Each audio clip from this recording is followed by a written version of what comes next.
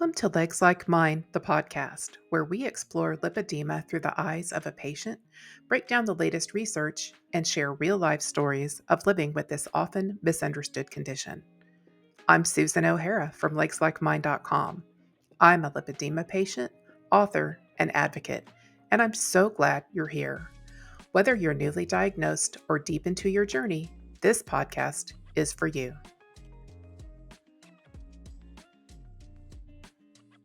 Hey everyone, it's Susan.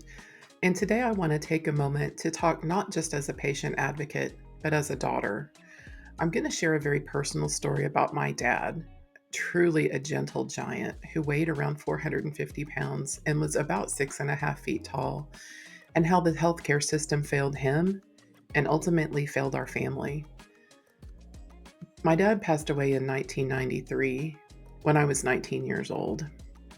And I think about all the things that we've lost because my kids didn't have a grandpa or I didn't have the guidance of a father throughout my life. And the longer it goes, the more I feel like the healthcare system failed him.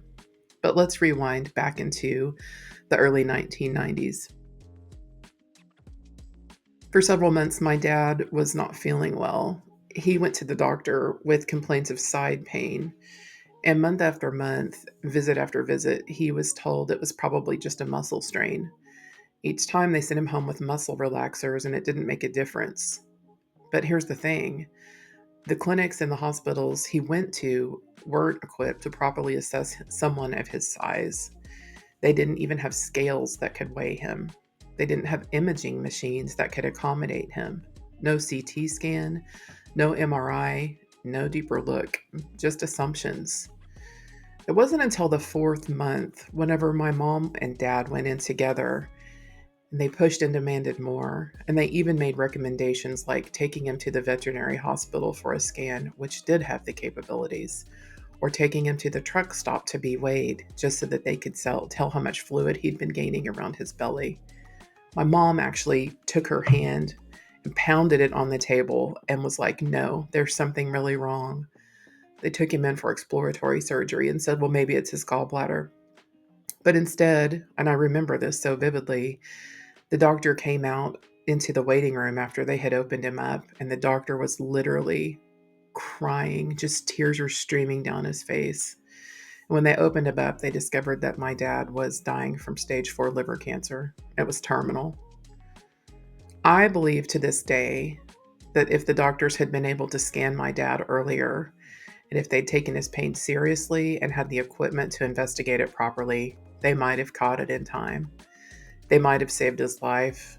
I might still have a dad. My kids might have had the most amazing grandpa. This story isn't about my dad. It's about all of us living in larger bodies, and especially those of us with lipedema.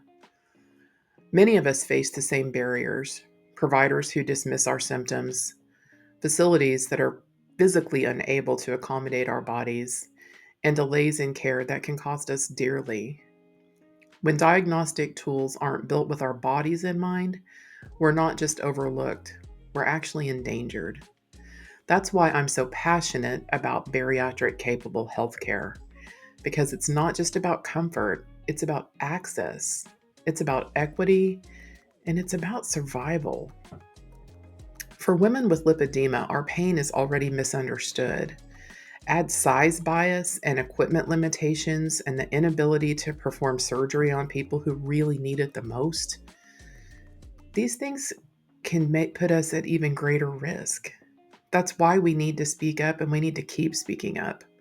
We need to ask our clinics and our hospitals, can your equipment accommodate me? We need to ask them before we even go in so that we're not embarrassed in person. Actually, they should tell us in advance, like on their websites and stuff too. Can your equipment accommodate me? We need to support policies that fund bariatric capable imaging and care, and that includes surgery.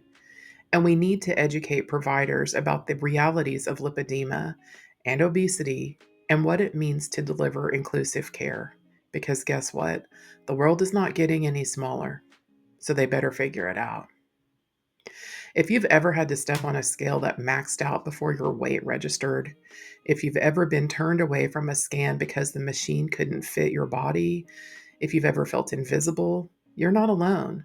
You deserve care that sees you, fits you, and treats you like you matter because you do. So today, in memory of my dad, and in solidarity with every woman who's ever been denied proper medical care because of her size, I want to say we are worth the equipment, we're worth the time, we're worth the effort, and we're not going to stop pushing for the care we deserve. Thank you for listening and for being part of this community and for continuing to advocate, not just for yourself, but for all of us. If this episode spoke to you, or if you've ever felt unheard on your lipedema journey, please know this: you are not alone. We're in this together and we're not stopping here. Drop a comment below. I'd love to hear your thoughts. And don't forget to like and subscribe so you never miss an episode. Thanks for listening. I'm Susan O'Hara from LegsLikeMine.com. Be kind to yourself and keep going.